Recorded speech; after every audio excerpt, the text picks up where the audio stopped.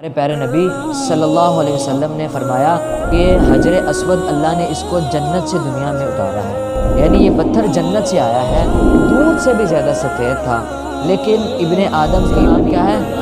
غار ہیرا، کیونکہ اللہ رب العزت جب کسی انسان سے کام لینا چاہتا ہے نا، کہ اللہ چاہتا ہے میں اس بندے سے اپنے دین کا کام لوں، تو اس سے پہلے آپ صلی اللہ علیہ وسلم پر وحی کا آغاز جو تھا نا سچے خوابوں سے ہونے سے، یعنی آپ صلی اللہ علیہ وسلم رات کو جو بھی خواب دیکھتے صبح وہ خواب سچ ہو جاتا تھا۔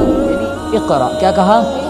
اقرا پڑھو، خلق الانسان من علق، اقرا وربک اس کے اندر ہمارے لیے کیا سبق ہے؟ ہمارے لیے سبق کیا ہے کہ علم کی اہمیت ہمیں بتائی جا رہی ہے، اس کی ہمارے اوپر کیا ذمہ داری بنتی ہے؟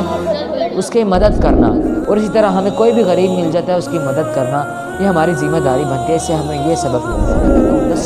دسرونی، سب سے پہلے عورتوں کے اندر کون ایمان لے کر آیا؟ اور مردوں کے اندر ایمان کون؟